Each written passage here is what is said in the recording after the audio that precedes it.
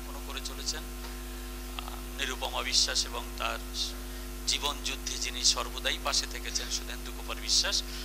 আমি বরং পাঠ করে দিই, তবে এরপরে চয়নবাবু আপনি আলোচনা করবেন। আমি পাঠ করে দিচ্ছি এই কারণে সময়কে বাঁচানোর চেষ্টা করছি। সম্মাননা পত্র মানুষের পাশে মলয়া, না তোমরা থাকো, একটুখানি দাঁড়াও সকলে, অসুবিধে নেই। মলয়া ঢোলাহাট, দক্ষিণ 24 পরগনা।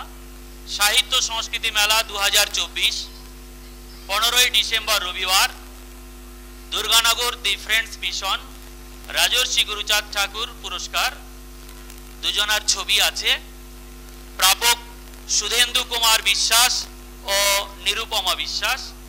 হে দীপশিখা, পতিত পাবন হরিচাঁদ ঠাকুরের সুখী গার্হস্থ ধর্মই শ্রেষ্ঠ ধর্মর, আপনারাই উজ্জ্বল উদাহরণ। দরিদ্র কৃষক পরিবারে আপনাদের আলোকময় আবির্ভাব, চেনা পরিধি পেরোনোর প্রয়াস। শৈশব থেকে আপনারা আজীবন অনুভব করেছেন সেই ব্যতিক্রমী পথে পা রাখার দুর্নিবার টান। রক্তে তারুণ্যের প্রভাবকে সঁপে দিয়েছেন গরিব মানুষদের সার্বিক কল্যাণে। হার না মানা স্পর্ধা, আপোষহীন দৃপ্ততা আর অনলস কর্মপ্রবাহ আপনাদের পৌঁছে দিয়েছে সাফল্যের শিখরে। নির্ভীক হৃদয়, অদম্য আবেগ আর অবিচল লক্ষ্য পার করে দিয়েছে আপনাদের প্রতিকূলতার যোজন পথ। আপনারা অন্ধকারে রেখে দেওয়া মতুয়া সমাজে তুলেছেন গুরুচাঁদ ঠাকুরের দেখানো শিক্ষার ঝংকার। আপনাদের হৃদ্য ভাবনায় প্লাবিত আমাদের মানসভূমি। নন্দন কাননে আপনারা যেন অন্ধকারের উৎস হতে উৎসারিত আলো। সমাজের সার্বিক কল্যাণে আপনার হেরকময় দ্যুতি। আপনাদের শিক্ষা বিস্তারের জনকল্যাণ কর্মে নিরন্তর প্রচেষ্টায় আমরা মুগ্ধ। আপনাদের রাজর্ষি গুরুচাঁদ ঠাকুর পুরস্কার দিতে পেরে আমরা গর্বিত। শারীরিকভাবে সুধেন্দু কুমার বিশ্বাস না থাকলেও সর্বদা আমরা তার উজ্জ্বল উপস্থিতি উপলব্ধি করি। সর্বদা আপনার শরীর ও মনের সুস্থতা ও কুশল কামনা করি। স্বভাব জয়ন্ত মাঝি, সম্পাদক মানুষের পাশে উৎসব কমিটি। রামপ্রসাদ হালদার উপদেষ্টা, মানুষের পাশে উৎসব কমিটি। বিজয় নস্কর সভাপতি, মানুষের পাশে উৎসব কমিটি। এইবারে এইটি তুলে দেবেন। আমি আর তিনটে মানুষকে একটু ডেকে নিচ্ছি প্লিজ, কারণ কি লড়াকু মানুষ ভবানী দা আর আমাদের সুকুমার দা, আপনারা একটু মঞ্চে আসুন। বিশ্ববোধ একটুখানি মঞ্চে আসতে হবে। আপনারা এবারে ধরে ওনার হাতে এটা দিয়ে দিন। তারপরে আমাদের চয়নবাবু সংক্ষেপে আলোচনা করবেন এই পর্বেরই। তারপরে তার অভিমত জানাবেন আমাদের দিদিভাই। তোমরা তারপরে চলে দিদিভাইকে আপনারা। সুকুমার হালদার এবং ভবানী প্রসাদ, বিষ্ণুপদ, এরাও আন্দোলনের বিশাল শরিক প্রত্যেকেই। তো সে ছোট্ট আলোচনা করবেন চয়ন ভট্টাচার্য। এবারে আপনারা যেতে পারেন, দিদিভাই শুধু বসুন ওখানে। চয়ন ভট্টাচার্য আপনি আলোচনা করবেন।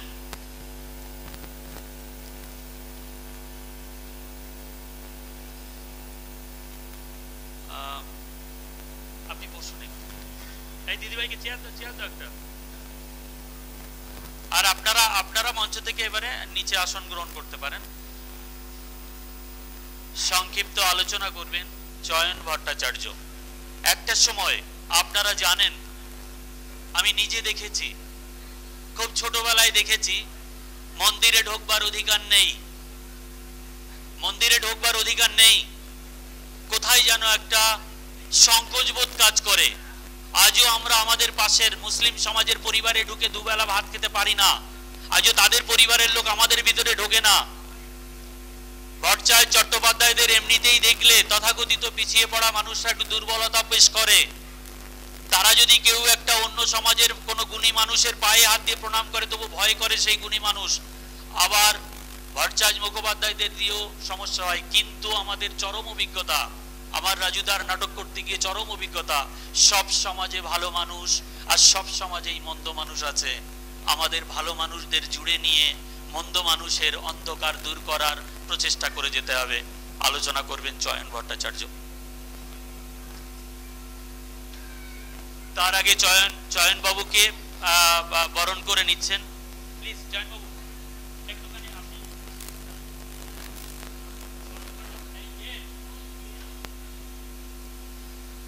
নয়ন ভট্টাচার্যকে বরণ করে নিচ্ছেন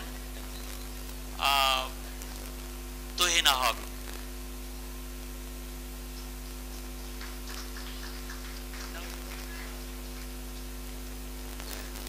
আমরা প্রথম শুনবো ভট্টাচার্যরা হরিচাঁদ ঠাকুর গুরু ভাবনার বিষয় যে আমরা কিভাবে দেখছি। ধন্যবাদ বাবু। ওনাকে চেয়ারে বসতেও দেয়নি, খুব খারাপ লাগছে।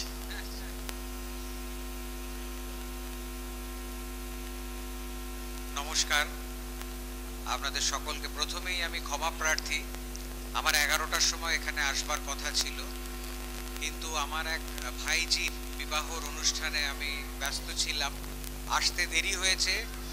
তবু আমার খুবই কাছের বন্ধু, আপনাদেরও খুবই ভালোবাসার মানুষ রামপ্রসাদ হালদার এবং আমার ভ্রাতৃপ্রতিম ষষ্ঠী কীর্তনিয়া, ওনাদের ডাকে সাড়া দিয়ে আমি শেষ পর্যন্ত এসে উপস্থিত হতে পেরেছি। আমার ভালো লাগছে।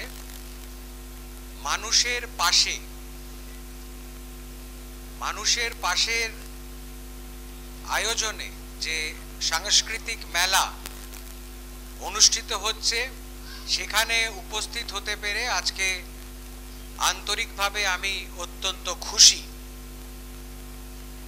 যে কথা আমাদের সঞ্চালক মাইক আমাকে দেওয়ার আগে বলে গেলেন, আমি সে কথার উত্তর একটা কবিতার মাধ্যমে, রবীন্দ্রনাথ ঠাকুরের একটা কবিতার মাধ্যমে আপনাদের সামনে তুলে ধরবার চেষ্টা করছি। আমার মাথা নত করে দাও হে তোমার চরণ ধুলার তলে, সকল অহংকার হে আমার ডুবাও চোখের জলে। নিজেরে করিতে গৌরব দান, নিজেরে কেবলই করি অপমান, আপনারে শুধু ঘেরিয়া ঘেরিয়া ঘুরে মরি পলে পলে, সকল অহংকার হে আমার ডুবাও চোখের জলে। আমারে না যেন করি প্রচার আমার আপন কাজে, তোমারই ইচ্ছা করো হে পূর্ণ আমার জীবন মাঝে। যাচি হে তোমার চরম শান্তি, পরাণে তোমার পরম কান্তি, আমারে আড়াল করিয়া দাঁড়াও হৃদয় পদ্ম দলে, সকল অহংকার হে আমার ডুবাও চোখের জলে। মানুষের কাজ করতে হলে ধর্ম, জাত, হিন্দু, মুসলমান, খ্রিস্টান এগুলোর প্রয়োজনীয়তা হয় না। আমরা মানুষ, এটাই আমাদের সবচেয়ে বড় পরিচয় হওয়া উচিত। ইতিহাস আমাদের শিক্ষা দেয়, সেই শিক্ষায় শিক্ষিত হয়ে আমাদের ভবিষ্যৎকে সুদৃঢ় করবার দায় এবং দায়িত্ব দুটোই আমাদের উপরেই বর্তায়। আমাদের নিজেদেরকে ঠিক করতে হবে আগামী দিন আমরা কোন সমাজ চাই। গুরুচাঁদ ঠাকুরের বিষয়ে আমাকে সংক্ষিপ্তভাবে উপস্থাপনা করতে বলা হয়েছে। আমি জানি আমার আগে এই অনুষ্ঠানে এ বিষয়ে বিস্তারিত আলোচনা হয়েছে। আমি একজন ট্রেড ইউনিয়ন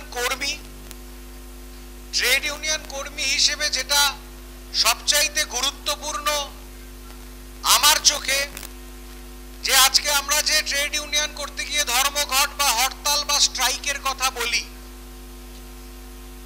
এই ধর্মঘট বা স্ট্রাইক বা হরতাল এর প্রথম সূত্রপাত গুরুচাঁদ ঠাকুরের হাত ধরে আমাদের চণ্ডাল এই তকমাটা সম্পূর্ণভাবে তুলে দেবার জন্য যে আন্দোলন সংগঠিত হয়েছিল, যেখানে পরবর্তীতে নমশূদ্র এই তকমা লাগানোর ক্ষেত্রে তার বড় ভূমিকা ছিল। এই প্রথম সারা ভারতবর্ষে স্ট্রাইক বা হরতাল কিন্তু পথপ্রদর্শক ছিলেন আমাদের গুরুচাঁদ ঠাকুর।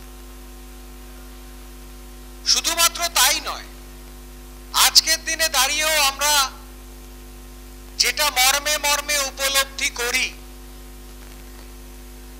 যে আমাদের মূল সমস্যা সেটা হচ্ছে দারিদ্র্য এবং শিক্ষা।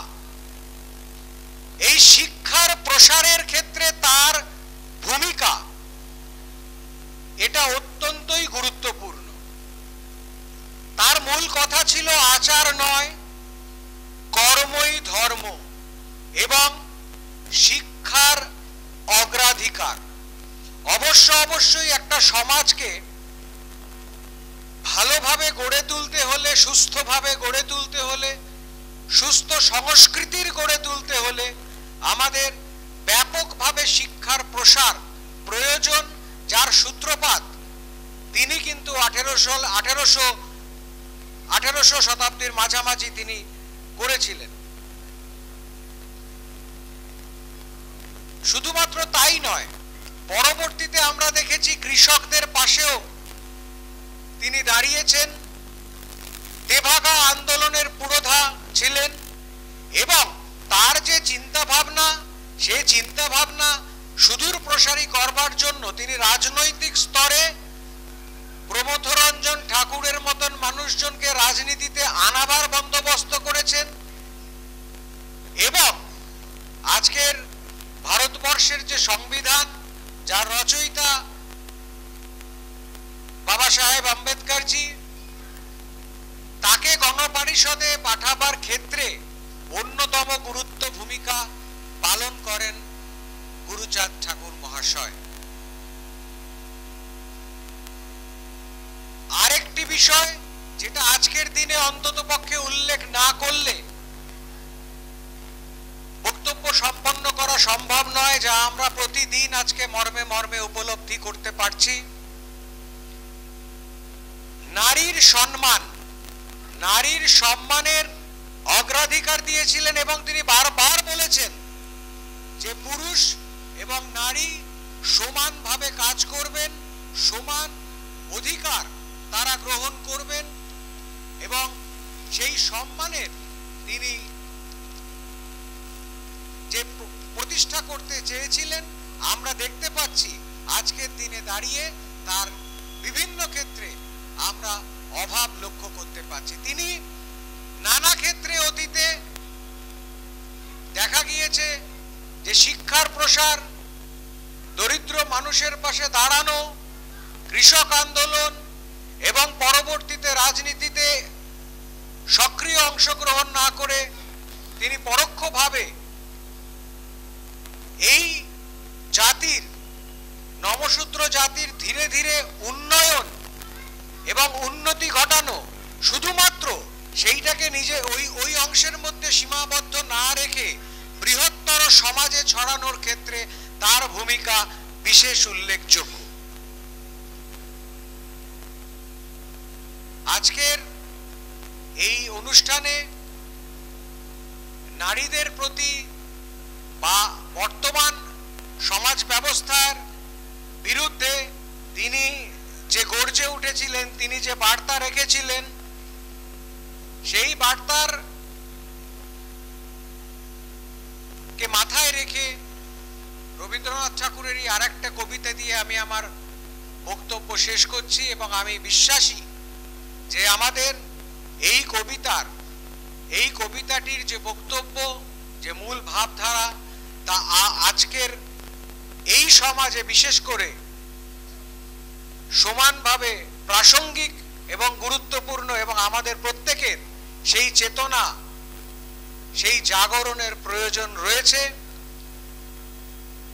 জাতি, ধর্ম সবকিছুর ঊর্ধ্বে গিয়ে আমরা মানুষ, সেইটা আমাদের সবার আগে মনে রাখতে হবে। রবীন্দ্রনাথ ঠাকুর বলে গিয়েছেন,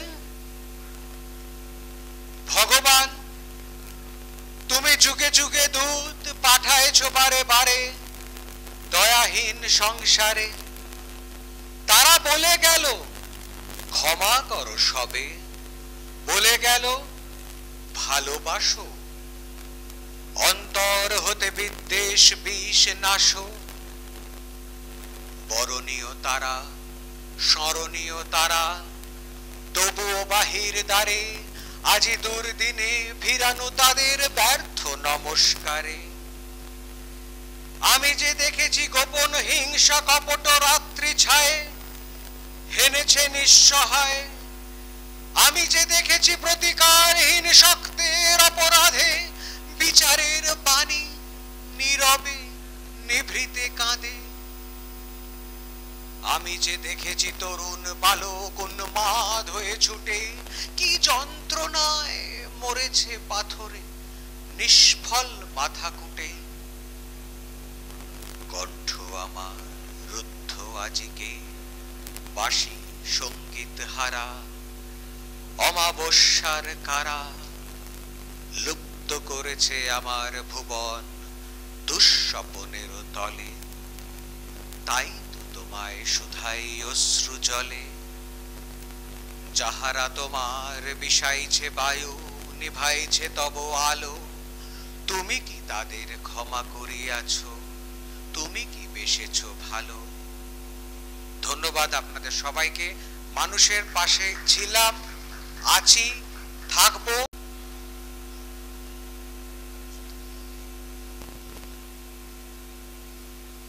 আমরা দুই একটি কথা, আমরা যখন